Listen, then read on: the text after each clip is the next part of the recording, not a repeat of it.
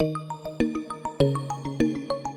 company I have the pleasure of working for actually back in 2008 set out a plan saying we want to go from 85% fossil fuel energy generation to 85% renewable by 2040. That was perceived as being completely unrealistic and just daydreaming. That target was reached in 2019. That's Mads Nipper, CEO of Orsted. Today we're going to talk about one of the great business transformation stories of our time. 13 years ago, this Danish energy producer, Orsted, was all about coal. Today, this firm is the world's leading producer of offshore wind power. How do they do it? And as companies around the world consider a net zero world, what can we learn from Orsted and companies like them? Welcome to The Bid, where we break down what's happening in the markets and explore the forces changing investing. I'm your host, Mark Wiedman, and I'm responsible at BlackRock for our international business and our firm strategy. On this mini-series, we're going to learn from the companies and business leaders at the forefront of this transition to net zero. There is exciting stuff happening out there. New and old companies are inventing the technologies and business models that are going to green our economy. This shift to a net zero world contemplates a massive transformation of our economy, of our businesses, of how people buy and sell and make and move things. How are we going to get there? How will we pay for it? And what are the roles of companies and finance in this transition? We met with 35 CEOs from around the world who are accelerating this transition, and we asked them, why are you doing this? How? And how are you going to make money while serving all of your stakeholders? We'll explore these questions in our mini-series, The Real Leaders of Net Zero.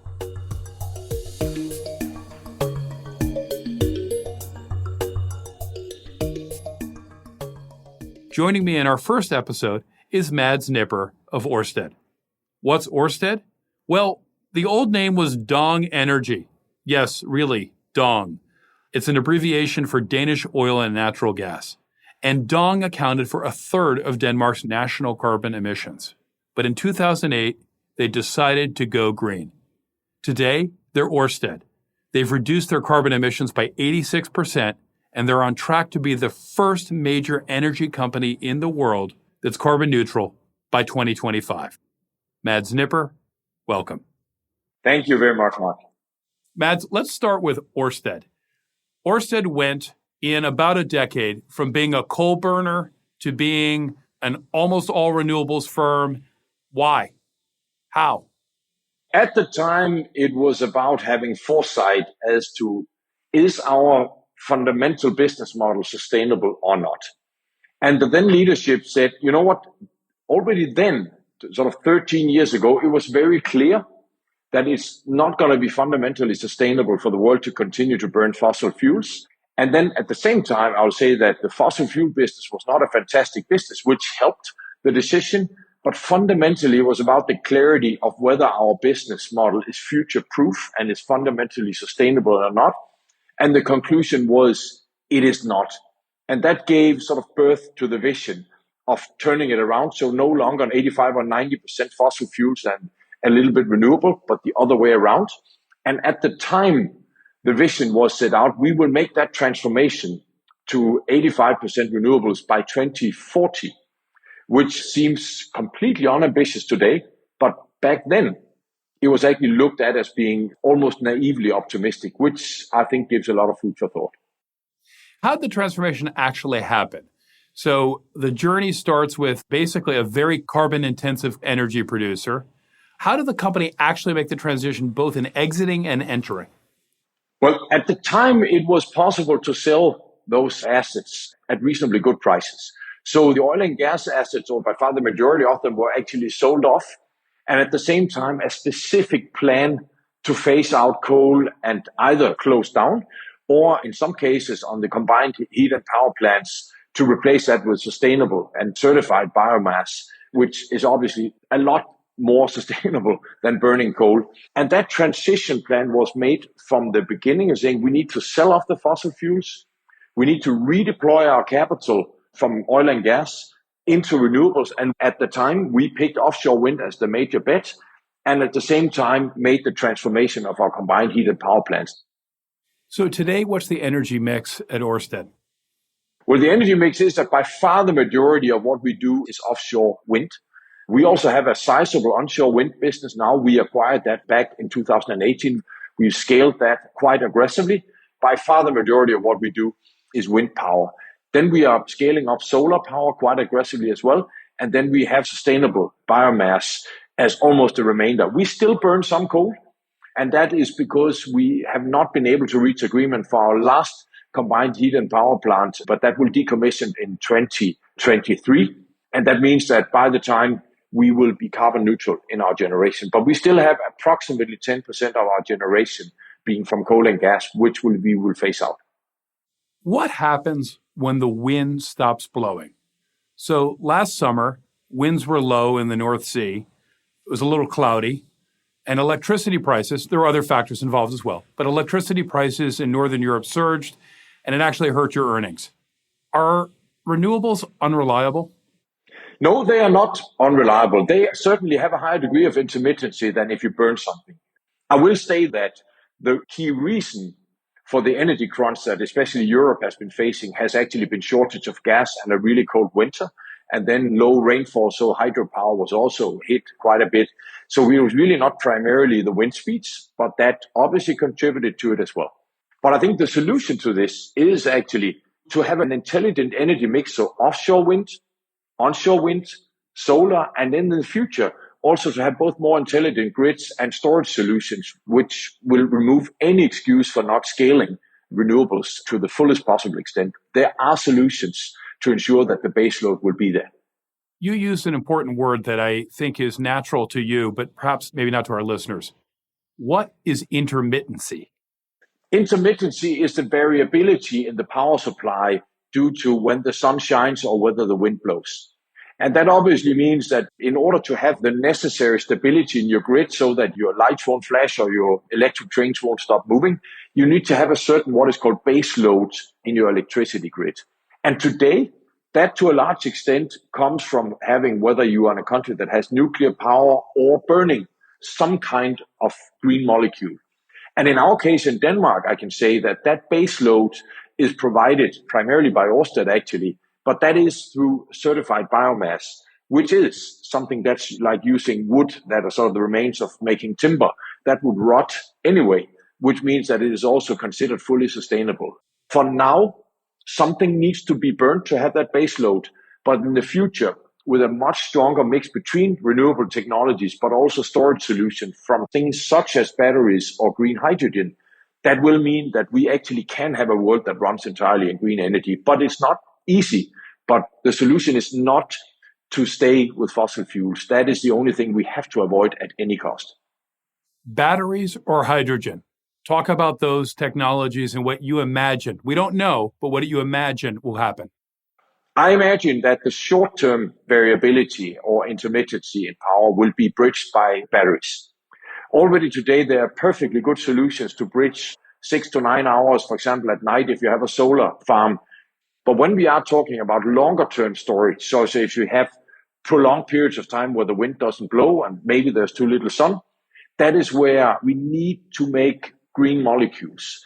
Obviously, long-term, there could be really large-scale batteries, but for now, the most likely solution is that fuels or hydrogen-based things that we actually can burn is the best way to store power and therefore regenerate back into electricity. With today's technology, there's a little bit of energy loss in it, but it's doable and it is indeed scalable. So this decarbonization transformation that Orsted has led, that other companies are leading, is it about creating new businesses and new markets, or is it really about reducing risk? It's about both, Mark, because I have no doubt that this market is going to be one that will grow tremendously. We need to decarbonize the grids as soon as we possibly can. And that means, for example, offshore wind, that will, without any doubt, grow to 5 to 7 times the current size in less than a decade. And I cannot imagine many markets that will grow more. At the same time, green hydrogen is not only going to be used as a longer-term storage solution for power, but it is also something that already today there are industries that need something that burns. Just imagine sectors like steel that need really high temperatures. Imagine global shipping that needs fuels on the long-haul container ships. that is something that you can actually also make of renewable power. So I have absolutely zero doubt that the market for renewables and also for renewable fuels is going to grow tremendously, which is creating a new market and scaling a new market. But it's also really about reducing risk, because there will be a time where it is not just wrong for environmental reasons, but also simply that customers won't accept your business if you are still based on fossil fuels and is a major emitter of greenhouse gases. You know, there's two forces coming together. One is the basic reinvention of effectively the supply function, the creation of electricity, of energy, and that technology transforming that. But the other part you just alluded to is that buyers are changing. And the buyers of the future will be much more sensitive to the carbon intensity of what they buy than today. And that's not just in energy, it's in everything, packaged goods, even agriculture. That's right. So this transformation sounds like it requires a lot of capital and a lot of investment. Is this just for big companies, or can small companies play a role too? I think building large-scale renewable assets is primarily for big companies. But I think the decarbonization journey is for any company in any industry of any size. And it is doable because you can buy green power. You can have big investments into energy efficiency, which is another thing the world needs. You can electrify your processes. And you can also, I think another great example of creating a new market is Maersk, our fellow Danish men in container shipping, because they burn today over 12 million tons of crude oil on their ships. And instead of saying, how can we limit the damage here? How can we mitigate the risk of this potentially being unacceptable or simply wrong to do? By saying we want to be the first ones who actually offer green logistics. They are creating a new market that didn't exist tomorrow that could very likely attract a premium price, because that's what some of the business-to-business customers would actually want to do. So I think any company can and should be decarbonizing their business. It is possible for everybody. For some, it is more difficult because they could be in a hard-to-abate sector. And it is probably primarily for the larger companies to play a major role in actually generating the renewable power that the world needs. Mads, let's turn to talk about how you lead through a transformation. This isn't, as we say here in New York, your first rodeo. You led marketing at Lego during the grand rebirth of the firm, and you spilled Lego all over my children's floors.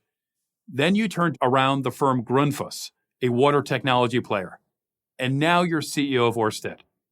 What have you learned about leading these transformations? What's the secret? There's probably not a silver bullet or one thing that will ensure a successful transformation. But I think a few components that I've learned that, at least in my way, helps me. And I'm sure there are other perspectives on that. But having foresight as to what is it that the market will look like and can look like? How can we as a company help shape that? And very importantly, how can we help shape that based on something we are already good at? So any transformation actually needs to be built on something that we are actually good at already. Surely we also need to learn things, but if we are good at only one thing and want to do something completely different, there's a high likelihood of actually not being successful. I call that a capability-based strategy. And then have the courage to do things wholehearted. Those are some of the components that work. And then at the same time, spicing it up with something where you can tell credibly, you can tell both your employees, your customers, your stakeholders, this is something that actually matters to the world. Because my experience is when you can actually, with credibility, tell the people around you what you're doing is not just making money, it's something that will truly make a dent in the world. That brings an extra gear out in everybody. Things that matter to the world. Purpose. What's the role of purpose in leading a company? Purpose is the North Star, Mark. It is what gets people out of bed every morning. It's what drives them to do the very best they can. It's what drives them to want to work for the company. It's what drives them to want to support colleagues, because it's not just about their salaries, their careers, and the share price of their company. It's about something that everybody, whether you're a CEO or whether you work in the canteen of a company, it's what you want to tell your grandchildren or your children that you are part of doing. It's what should make you proud when you retire from your work. It's already really important for everybody, but it's only going to get more important because this is what people can, will, and should spend their professional lives on. When you talk to leaders of hydrocarbon-intensive companies, the big, for example, majors, what do you say to them what would you say to them about making that shift, of becoming a company that's headed towards a net zero future? It may sound like a paradox, Mark, because I'm actually encouraging them to be fierce competitors. Because I am saying the business that you have today is something that has to change. Most or all of them fundamentally know that. I would also advise them to say, do it wholehearted, but do it in a way that becomes sustainable. Because these companies, most of them actually have a healthy business today. And in this year is a proof that there's gigantic cash flows because of the energy prices that we've seen. So it's either very tempting to slow down because you're saying, wow, those cash flows are pretty attractive, or to say, I'll maybe stagger my transformation a little bit more because there's still a balance to be struck. My advice is don't hesitate. Come from a position of strength and accelerate, but do it in a sustainable way where the new business you're making is not only environmentally sustainable, but also financially sustainable. Because if you buy your way into this market and essentially creating non-value creating assets, it won't be scalable in the long term. Let's come back to the transition to a low carbon and ultimately net zero economy itself. For you, Mads, when you look at the world, what's your sense of the pace of change you expect across the broad economy in Europe and in the world? I have to say that things are going too slow now, but I look with optimism with what is happening now. I actually think that many companies especially are really picking up on the decarbonization journey. And I think the consumer demand will start to really gather momentum. The number of regulations we will see on markets, hopefully also seeing carbon pricing, carbon taxes going up. And all of this will mean that a carbon economy is bound to accelerate very fast, I think first in Europe, but it will come in most parts of the world quite soon. So I think for many, many years to come, we will still be in a situation where we want it to go even faster. But I believe that what we are seeing now on the corporate side and with an increasing momentum on the consumer side across all sectors, I will remain optimistic that the transformation we need to see of the economy will be faster than we think. We've been talking all this time, and we haven't mentioned the word government once.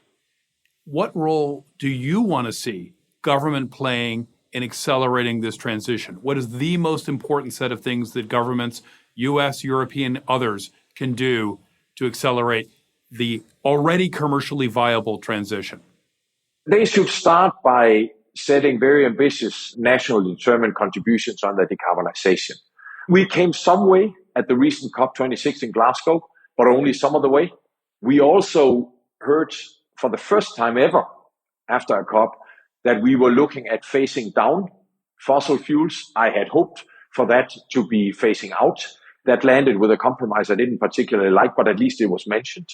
And then maybe most importantly is to follow that with policy action. Whether that is then in order to ensure that land and seabeds is made available and consented for an accelerated rollout of renewable energy, whether it is pushing on carbon taxes or other green tax reforms that will incentivize the right corporate and consumer behavior, whether that is institutionalizing sort of support schemes for transforming, for example, into green hydrogen. Because today, green hydrogen is and will for a number of years be more expensive than gray hydrogen made out of fossil fuels. And that cost gap needs to be bridged, and that's a role that governments can play. Foresight about future industries and the role of government and companies working together. Talk a bit about where you see opportunities for the next set of businesses, the next set of industries that you'd expect to see European, the Danish, British, or the American governments or Chinese investing in. Where would you recommend? I would say, even though it's not new, I would say, please do everything humanly possible to scale renewable energy. Because whatever we need to do, whether it is new agriculture solutions, whether it is decarbonizing the heavy transport sectors, hard to abate sectors, or whether we are just decarbonizing the grid, everything has an accelerated amount of green power as a feedstock. That's the basis on which the green transformation rests. More than 70% of total global emissions are based on the production of and consumption of energy. So transforming the energy sector is vital. I think the most exciting new bit is actually green hydrogen and green fuels. Because this is a market that largely doesn't exist today. I mean, there are only relatively small scale electrolyzers. But this is a market where I would say whether you're a European country, whether you're the US government, this is a market that will become so big, it can become a truly global market that if you build a world-class capability in that, and this is where also subsidizing that, pushing that industry moves ahead. But that train has not left the station yet. Even though my government might not like it, I actually would like global competition for that because we all need to push on that same agenda. That's a massive opportunity for something that could transform both the economy, but also the carbon emissions of any country or any part of the world. Mads, many of our listeners are investors.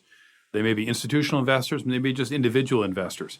And the question is, how do you recommend looking at companies to judge their pace and seriousness, their wholeheartedness, the words you used, of decarbonization? And you've used the phrase science-based targets. That's right. What is that, and why does it matter to an investor to look at? Science-based targets is the best shot at a joint objective nomenclature, whether you have a serious plan or not. And I know even that sounds complex, but science-based essentially means, do you have a plan for how to decarbonize your business that is in line with the science that lies behind the Paris Agreement or the Paris Accord? And that is not just saying, yes, I will decarbonize. It means there are certain very well-defined criteria, what you need to live up to. One of the tangible ones is you can only do up to 5 to 10% of your total decarbonization through offsets. The rest has to be real reductions. You need to have real tangible plans that you can actually show what are you planning to do. At Orsted, we were very, very happy and proud to be one of only 7 companies in any sector around the world that recently got our 2040, so 10 years ahead of the world's deadline, but our 2040 net zero plan approved by the Science Based Targets Initiative. And I can only encourage every business leader in the world, but also every investor in the world, to pay close attention to and support science-based targets, because this is the best way of not having greenwashing, but having substance in the decarbonization plans that we need. What's next for Orsted? For us, it is to stay a global leader, not just in terms of size, but in terms of capability and courage to make bold decisions in offshore. Offshore wind is the inner core of our business, and any business needs to know what is our inner core business. But there are new transformations ahead of us. And just to mention 2 potential ones, that is renewable hydrogen and green fuels. And it is also making more intelligent cross-technology solutions such as Energy 24/7. I'm convinced that the most visionary companies, such as in sectors such as chemicals, technology, and so on, those who are not already on it, they will soon onto a journey where they will say, we actually do not want to buy green power. We actually want to be able to have solutions where we can document we only use green power. That will take innovativeness, mastering different technologies, and many other capabilities of companies like ours. So I would say green fuels and Energy 24/7 solutions could well be 2 of the dimensions that will be the next leg on our transformation, which already went from black to green, simplistically spoken. And our last question. What do you think is the single most important thing that needs to happen to get the world to net zero? Well, if I take the liberty, Mark, to say, if you look at the world overall, it is a combination of 2 things. It is the courage to show leadership. And I know it sounds like a cliche, but now is when leadership is more needed than ever before. If we only do what is popular, which unfortunately is a trend that at least parts of the world have seen in politics, if we only do what's popular, we won't show the necessary leadership. We should do what is right. And then the single most important thing that leadership should lead to is an unheard of speed in transforming the world's energy system to renewable power. That's what we need. Mads Nipper, thank you for joining the bid. It was a pleasure. Thanks for having me, Mark.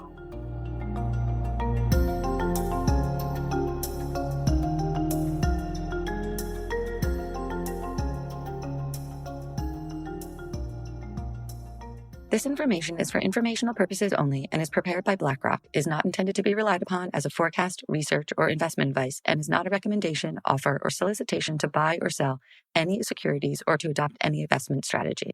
The opinions expressed are as of date of publication and are subject to change.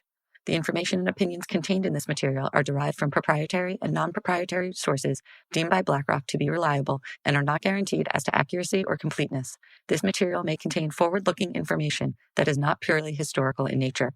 There is no guarantee that any forecasts made will come to pass. Reliance upon information in this material is at the sole discretion of the listener. Past performance is not indicative of current or future results.